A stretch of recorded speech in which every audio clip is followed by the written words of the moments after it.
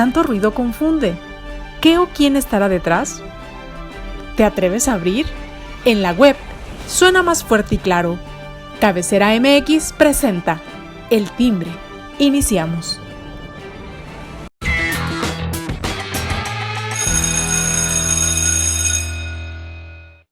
¿Qué tal, amigos? Muy buen día, me da mucho gusto saludarlos. Ya estamos aquí en El Timbre, hoy miércoles 18 de mayo. Ya estamos aquí en El Timbre con el gran gusto de saludarlo y además pues pedirle que le dé like a las redes sociales de Cabecera, donde usted podrá recibir ampliamente la información que se va generando momento a momento, minuto a minuto. Y bueno, pues invitarlo a que pues, se suscriba también a nuestro canal de Telegram y de YouTube, desde luego, donde podrá ver este y otros contenidos que aquí le preparamos con mucho gusto. Saludo en este día a mis compañeros. Surya Palacios. ¿Cómo estás, Surya?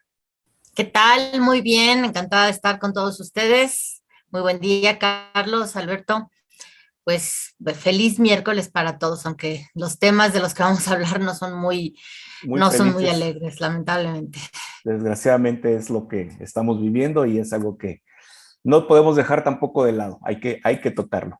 Carlos Maguey, ¿cómo estás, Carlos? Bien, ¿qué tal? ¿Cómo están, Alberto Surya? Buenos días. Aquí, arrancando el miércoles. Yo tenía esperanzas de que hubiera lluviecita, pero nomás nos piña el calor. De repente nos Está mete una pequeña insoportable. En lluviecita. Guadalajara está insoportable. Sí. Nomás nos Hoy estuvo amenaza. nublado. ¿Sí? Hoy se espera que esté nublado una buena parte del día.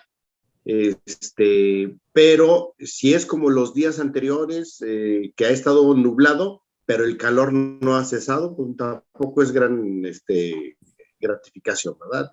Está complicado. Además, poco aire, ¿verdad? Poco viento el que hace. Muy poco, Muy no poco. sopla. No. Pero la sensación cuando andas en la calle, híjole, es de sentir que te quema, ¿no? Te quema el calor.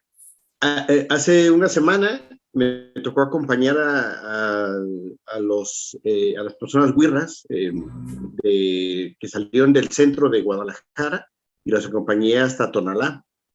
Estamos hablando de las 5 de la mañana a las 2:30 de la tarde. Las primeras horas fueron muy agradables porque íbamos caminando de madrugada y hasta las 9 de la mañana todavía estaba muy decente. De las 10 en adelante era un suplicio. Y yo a las 2 de la tarde, 2:30, ya me corté.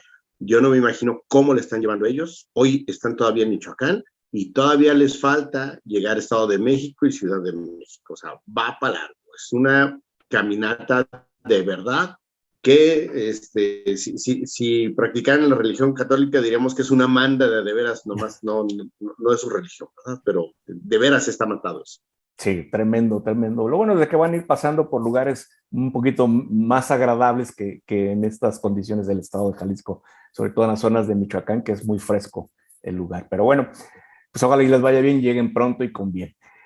Vamos a dar inicio, si les parece, pues los temas de, pues una noticia que se estuvo manejando ya desde ayer, en días pasados, pues, 100,000 desaparecidos. Llegamos a una cifra de 100,000 desaparecidos.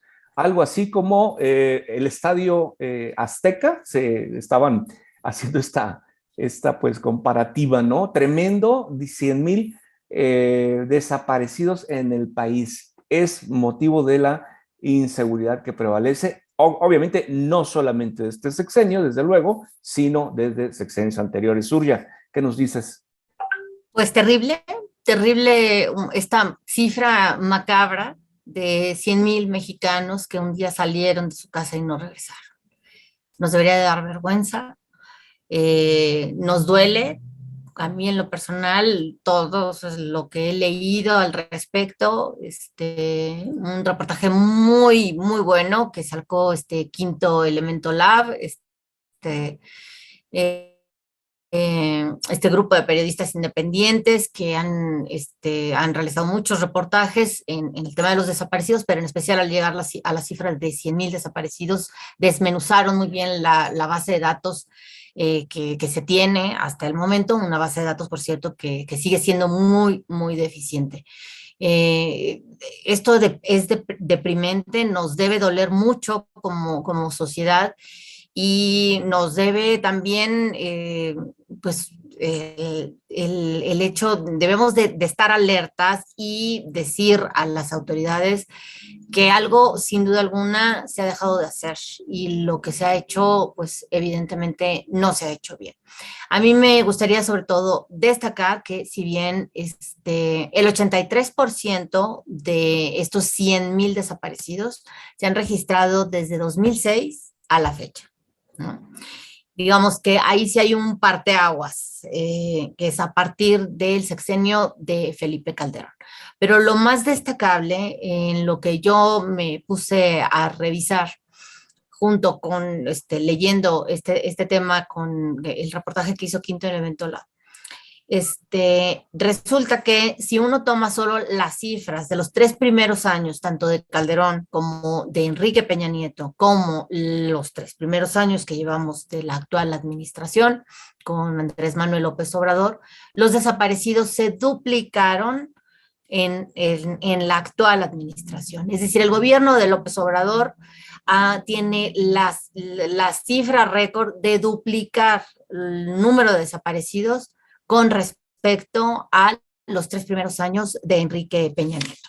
Entonces, por ejemplo, con Peña, en los primeros 3 años de su administración hubo 13,755 desaparecidos.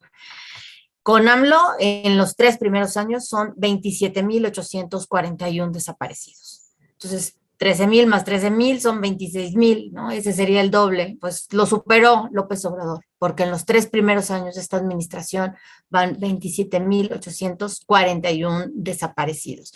Y en esta cifra no se está contando los últimos meses, porque si contamos los últimos meses, porque ya AMLO ya superó los 3 primeros años, si contamos los últimos meses, estamos hablando de una cifra que supera los 31,000 desaparecidos en la actual administración.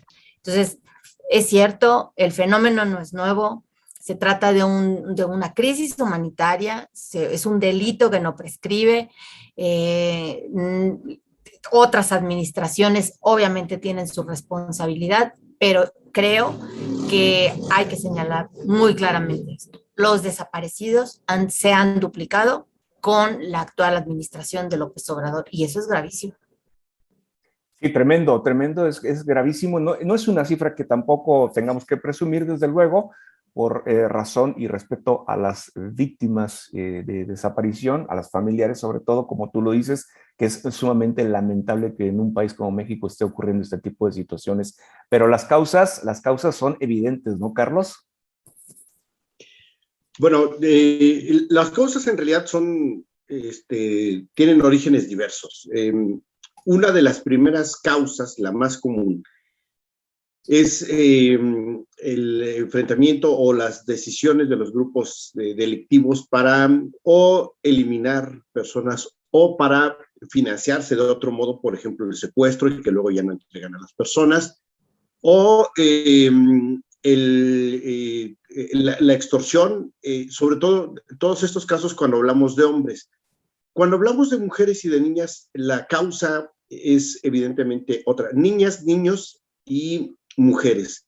Y es casi siempre esclavitud sexual, tráfico con fines sexuales. Y ese es el caso casi con todas las mujeres y niñas y niños, que es un número muy alto, del cual además no hay que estar muy tranquilos. Hay que hablar de que de los 100,000 casos que se registraron al día de antier, por la tarde, que llegó ese número en el Registro Nacional de Personas Desaparecidas y No Localizadas, el 14,9% eran de Jalisco.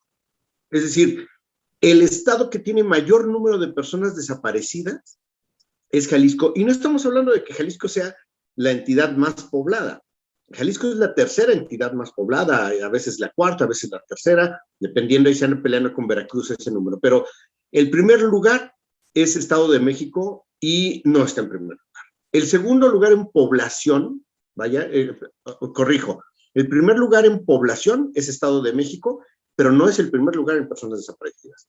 El segundo lugar en población es Ciudad de México, tampoco es el primer lugar en desaparecidos.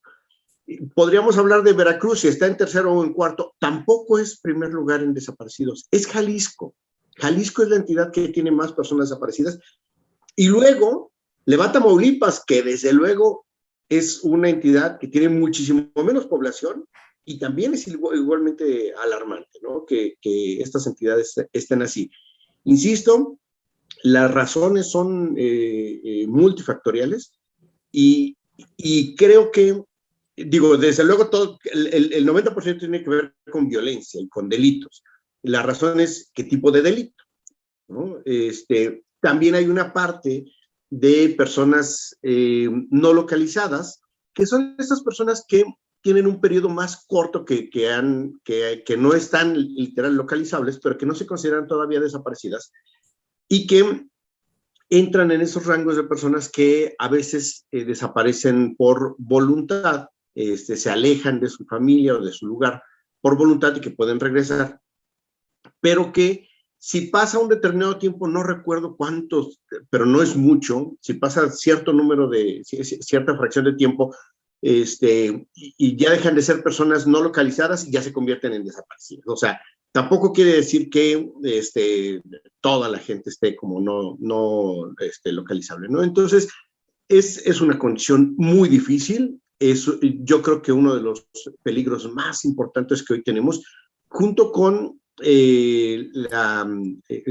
las diferentes formas de violencia que causan muertes, pero la desaparición, yo creo que tenemos efectivamente, como lo platicaba Surya, lo empezamos a ver como un fenómeno en tiempos de Fox, pero muy aislado, y luego en tiempos de Felipe Calderón se empezó a ver cómo crecía.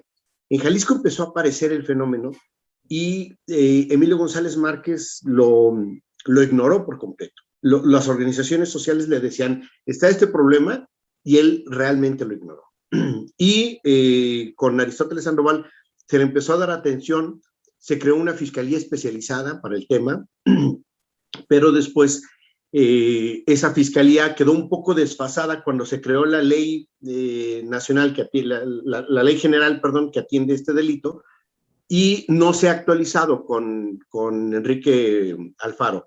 El número sigue creciendo, las personas desaparecidas van para arriba, el número sigue aumentando y en realidad casi siempre nos damos cuenta de uno o dos asuntos mediáticos que están por ahí, pero en realidad siguen las personas, sobre todo los casos, insisto, niñas, niños y mujeres desapareciendo en nuestro país. Todo eso tiene que ver pues con lo que los gobiernos han hecho y también con lo que han dejado de hacer, ¿no, Surya? Sin duda alguna, y además es que lo principal creo es precisamente lo segundo, Alberto, o sea, el hecho de que la desaparición en México es un delito que no se castiga. Entonces los incentivos para seguirlo cometiendo son completamente amplios, ¿no? No hay sanciones, no hay detenidos, mucho menos sentencias. El Comité Especial para las Desapariciones de la Organización de las Naciones Unidas, que ya en abril había emitido un informe al respecto, decía, bueno, es que la desaparición en México es el delito perfecto, porque cualquiera puede cometerlo y no hay ningún tipo de sanción. O sea, si hay impunidad en el 99% de los delitos en general en México, en el caso de la desaparición, la impunidad es del 100%. Entonces, en ese aspecto, lo que han dejado de hacer las autoridades, tanto federales como en las entidades, en los estados, obviamente, es simplemente, o sea, no persiguen el delito, no investigan, no abren las carpetas de investigación, o si las abren, no les dan el seguimiento específico, y por ende, bueno, pues permanece en la impunidad. Y hay algo que también creo que es importante que lo resaltemos de este fenómeno, porque oficialmente en este gobierno se dice que la estrategia en contra del crimen organizado ya cambió. Y López Obrador, bueno, con esa frase tan trillada que ya tiene, lo de abrazos y no balazos, intenta hacer al menos discursivamente una distinción con respecto a la guerra en contra de las drogas o en contra del narcotráfico emprendida a partir de Felipe Calderón. El tema es de que sea cierto o no sea cierto la política de abrazos no balazos, porque yo de todos modos, dudo de eso. Creo que hay más militares en la calle ahora, haciendo labores de seguridad que las que había incluso con Calderón, ¿no? Ya no digamos con Peña, pero bueno. Independientemente de eso, lo que creo que sí hay que resaltar también, que si hay un cambio en esta estrategia en contra del crimen organizado, entonces, ¿por qué las desapariciones no solo no han disminuido, se han duplicado en esta administración? Entonces, o sea, el elemento, la guerra en contra del crimen organizado como generador de desapariciones a partir de la pulverización que se ha hecho de los grupos delictivos, con eso se cae. O sea, esa hipótesis no puede comprobarse precisamente porque los datos nos están mostrando lo contrario. Se supone que en esta administración el crimen, la política pública para luchar en contra del crimen organizado cambió. Y sin embargo, las desapariciones no han disminuido, se duplicaron con respecto al mismo periodo de Enrique Peña Nieto en lo que va de la administración de López Obrador. Entonces, esa hipótesis es nula. Entonces, debemos de buscar las causas de la desaparición en otro tipo de fenómenos delictivos. Y el problema, ahí viene el problema, es que las bases de datos, incluso esta base de datos que tenemos con las que estamos hablando de las cifras de los 100,000 desaparecidos, es una base de datos muy deficiente. ¿Por qué? Porque no se sabe a ciencia cierta cuántas de estas 100,000 desapariciones o cuántos de estas 80 y tantas mil desapariciones de 2006 a la fecha fueron cometidas por el Estado, es decir, fueron desapariciones forzadas en donde intervino algún agente del Estado, y cuántas son desapariciones cometidas por particulares o delincuentes. De entrada, ¿no? Hay casos en los que ni siquiera se registra el género. O sea, el 75% de los desaparecidos son hombres, el resto son mujeres. El perfil de los desaparecidos en los hombres son hombres más grandes. En el caso de las mujeres desaparecidas son mujeres más jóvenes, a partir de los 19 años, y también incluyendo un buen número de menores de edad o de jóvenes adolescentes. Entonces, todos estos, las cifras nos hablan mucho del problema, pero al mismo tiempo nos hablan de que ni siquiera en los últimos 3 sexenios hemos podido crear una base de datos que nos pueda dar un diagnóstico certero para, con eso, tratar de enfrentar este fenómeno delictivo que, insisto, bueno, se trata de un delito que no prescribe y que nos tiene, hay que decirlo así, nos tiene en una profunda crisis humanitaria que no es comparable con lo que, ya no podemos ni siquiera compararnos con lo que vivieron las dictaduras del Cono Sur. O sea, en la Argentina, en la dictadura del 76 al 82, hubo 30,000 desaparecidos. Por ahí más o menos entre 30 y 50,000 desaparecidos en Chile. Entonces, o sea, esos países nos llevaban un récord, ¿no? O sea, nada honroso, obviamente. Pero, o sea, nosotros ya estamos en otro nivel de tragedia. Y creo que eso es gravísimo, ¿no? Minimizarlo como lo ha minimizado no solo esta administración, también las anteriores, pues hace que continúe y que la situación vaya a seguir de la misma forma si no hacemos algo al respecto. Así es. Y sobre todo el tema de esto que tú comentas sobre la política de abrazos no balazos, que pues vemos también cómo los grupos de policía, la Guardia Nacional, por ejemplo, o el Ejército, como los hemos visto sobajados, ¿no? Por la propia delincuencia, muy lamentable. Y eso, pues, ¿qué le genera a la gente? Pues una total inseguridad y desconfianza. Si eso le pasa a los que nos deben de cuidar, imagínate a un ciudadano común y corriente lo que pueda esperar. Carlos, te escuchamos. Fíjate que nos decía Surya con mucha certeza que el problema es que no hay sanciones. Su informe de hace un mes y fracción del Comité de la ONU, precisamente para el tema de desapariciones, se hablaba de 35 sentencias. 35 sentencias para 100,000 personas desaparecidas. Es efectivamente, no es que sea cero, pero es casi cero, ¿no? O sea, de verdad deberíamos considerarlo como cero. Y es cierto, pero no solamente es cierto en el caso de las desapariciones, es cierto en una gran cantidad de delitos que se cometen. En México, la mayor parte de los delitos no se sancionan, no hay sentencias, y eso es un estímulo para la gente. Bueno, pues ¿por qué me he de portar bien si puedo tomar las cosas a la mala y nadie me lo va a recriminar y nadie me va a meter al bote y nadie me va a detener y nadie me lo va a impedir? Claro, ese es uno de los graves problemas. Yo me acuerdo hace que 12, 15 años, cuando fue lo de San Fernando, era todo un escándalo, 72 cuerpos, fue nota internacional.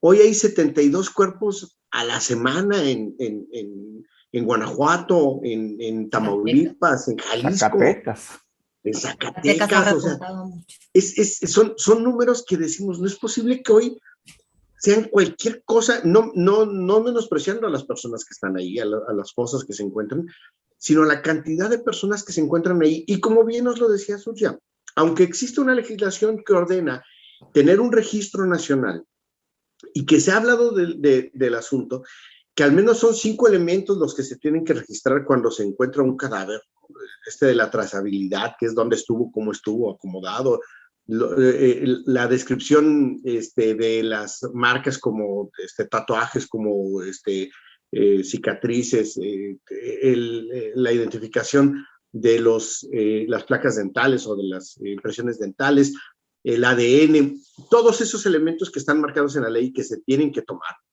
y que nosotros vimos con mucha calma como hace 5 años, 4 años, andaba circulando un tráiler lleno de cadáveres, que tenía, primero eran 100 y tantos y al final resultaron ser casi 300 cuerpos los que estaban ahí, y que fue un proceso verlo cómo se procesaba cada uno de los cuerpos, cómo se tenía que cumplir con la legislación. Y lo que pasa es que antes de eso lo que se hacía era que el cuerpo se tomaba, si acaso se tomaba una pequeña muestra de ADN cuando había suerte, y al incinerador o a la fosa común, ¿no? Y se deshacían los cuerpos. Hoy no, hoy la ley es muy específica, tienes que tomar todos los elementos que te permiten identificar y después los puedes mandar a una fosa, pero perfectamente bien identificados. No los puedes incinerar esos cuerpos. Se tienen que mantener el tiempo que se pueda, claro, en las condiciones posibles dentro de un panteón forense, pero en una tumba justamente para que se duren lo más posible. Pero esos procesos, todo eso, son condiciones que hoy vemos que dificultan mucho los procesos, han sido muy complicados que se puedan cumplir por parte de los estados. Jalisco fue rebasado muchas veces, está rebasado el día de hoy. Ya lo decía hace una semana Alfonso Hernández Barrón, el presidente de la Comisión Estatal de Derechos Humanos, nomás les hace falta 50 millones de pesos y no se los quieren invertir para tener un centro de identificación medianamente decente, operativo. Claro, además también hay que tener personal, pero justo esas son las cosas que las entidades no están haciendo. No, el Comité de Desapariciones de la ONU decía, no solamente es problema de gobierno federal, los gobiernos estatales y municipales también tienen su carga y mucha. Y justo ahí están esas fallas porque efectivamente en gran número de ocasiones deja de ser una desaparición cometida por particulares y se convierte en una desaparición forzada porque hay un policía, un regidor, un diputado, un funcionario de medio pelo o, peor, ya de altos mandos, que también están ahí involucrados en esta decisión de desaparecer a una persona, y eso es todavía más grave. Sí, totalmente de acuerdo. Oigan, pero aunado a todo esto, se dio también a conocer este índice de paz en México, que también es un documento que, pues, un tanto revelador, ¿no? Por todo lo que manifiesta. Así, a resumidas cuentas, 17% deteriorado, pues, en cierta forma, la paz en México, Surya. Sí, la verdad es de que para malas noticias no paramos en este país, la verdad, lamentablemente. La violencia representa ya el 22.5% del Producto Interno Bruto de nuestro país. Y en los últimos 6 años, de 2015 a 2021, ha habido un deterioro significativo en las condiciones de paz en las que deberíamos de vivir los ciudadanos. Y esto tiene un costo económico, o sea, se puede calcular el impacto de la violencia en la economía mexicana ascendió a 4.92 billones de pesos o 243,000 millones de dólares. Esto, ¿en qué nos afecta? Bueno, la violencia, según este índice de paz que realiza el Instituto para la Economía y la Paz, nos cuesta a cada uno de los mexicanos 38,000 pesos cada año. O sea, a cada persona, no importa la edad, no importa si está dentro de la población económicamente activa, si es menor de edad, no. A cada uno de los mexicanos que habitamos este país, nos cuesta eso, la violencia. ¿Y por qué? Bueno, pues producto de nueva cuenta de la impunidad. ¿Por qué? Pues porque no se sanciona. Al no sancionarse los delitos, ya, o sea, no, de cualquier nivel, o sea, desde un simple robo hasta uno de los delitos más graves, como puede ser la desaparición o el homicidio. Si no hay sanciones, no hay castigo, no hay investigación, evidentemente se mantienen los incentivos para que se sigan cometiendo esos delitos y que la población, pues, se cuide sola. Estamos, o sea, a merced de nosotros mismos, de las redes sociales y familiares que pudiéramos tener, porque con estas cifras, o sea, si vemos el panorama, el tema de las desapariciones y la violencia, la inseguridad que estamos viviendo, pues francamente estamos indefensos como ciudadanos. Y eso, pues, es más que lamentable, es gravísimo, y no tenemos en quién confiar, ¿no? O sea, y cuidado con que critiques a la actual administración, porque bueno, parece que la clase media aspiracionista es solo eso, ¿no? Mientras que los delincuentes son seres humanos a los que el gobierno de López Obrador también cuida.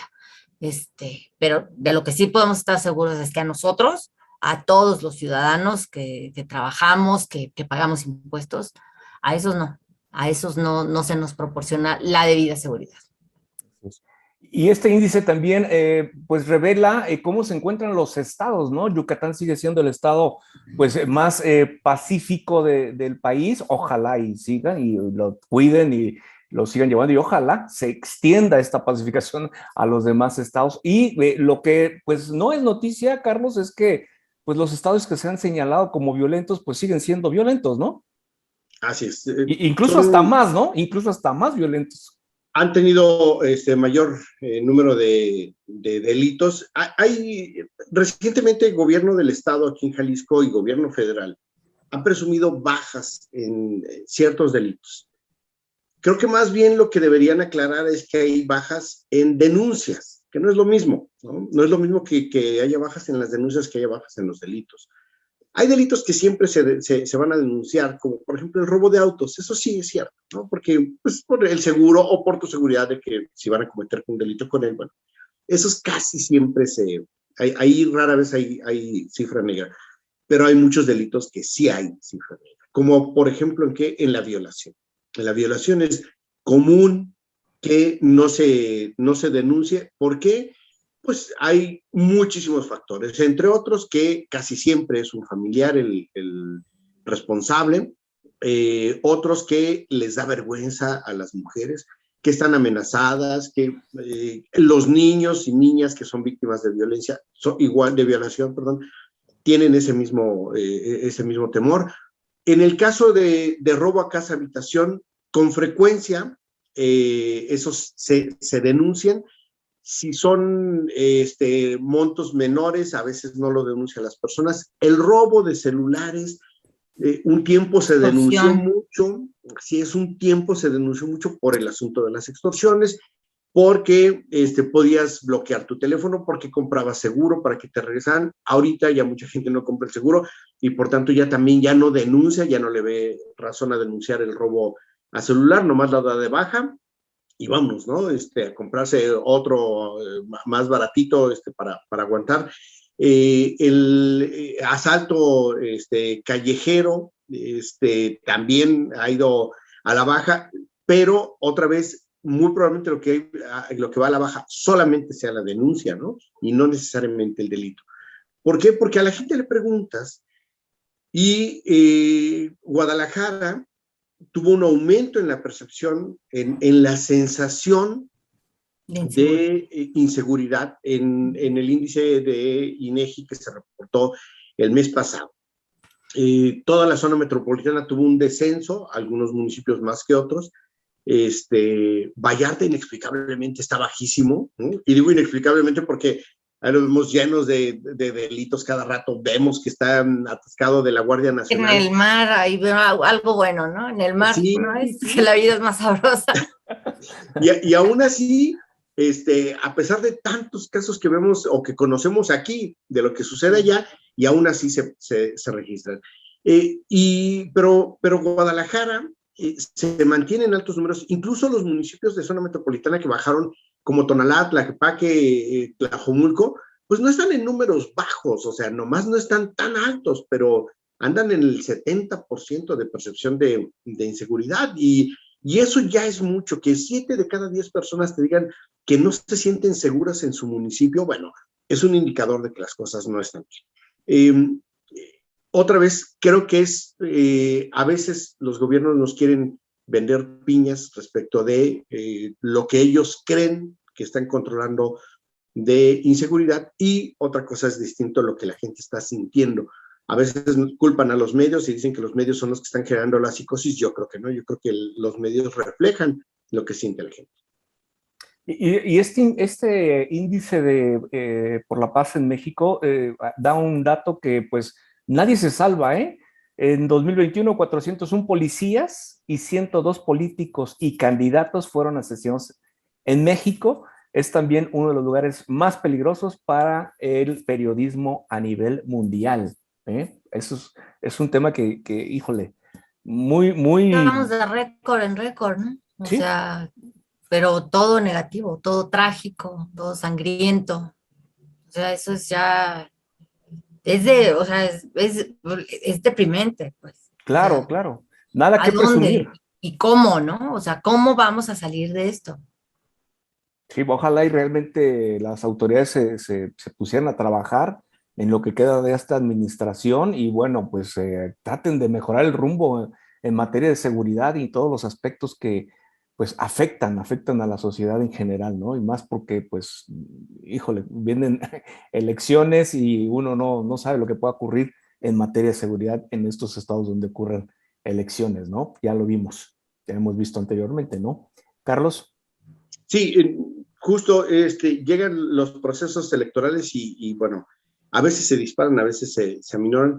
En Jalisco hay que recordar, hace un año, en estas fechas, se dispararon los casos de violencia, incluso en la jornada electoral. Hay que recordar, en la zona de la costa, a los funcionarios electorales que estaban recibiendo los paquetes, les cayó el crimen organizado y ellos hicieron muy bien, abandonaron todo como debía ser, porque no pueden, no son héroes de la patria, que además nadie se los va a reconocer, que les hicieran algo por defender unos votos, ¿no?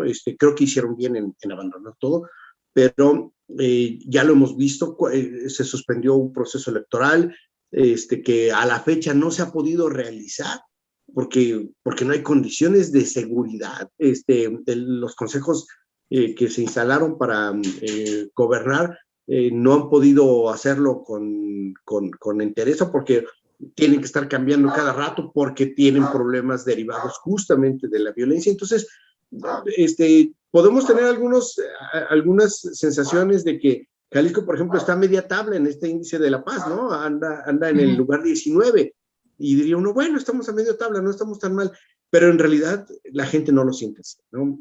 La gente se siente más insegura y todos deberíamos estar en estos colorcitos verde y verde aqua que tiene el índice y no en los naranjas, rojos y amarillos que ya en los que nos encontramos actualmente. Sí, es que el tema de la percepción es otra cosa, ¿no? Una cosa es lo que dicen los números y otra es lo que la gente percibe, precisamente siente o le da seguridad o certidumbre andar por la calle, ir a su negocio, en fin, todo ese tipo de situaciones son lo que pues afecta un poquito. Pues con esto prácticamente llegamos al final del programa. Gracias, Surya, gracias, Carlos. Yo le espero aquí a usted el próximo viernes. Cuídese y pues tengan una excelente semana. Hasta el viernes, con mucho gusto.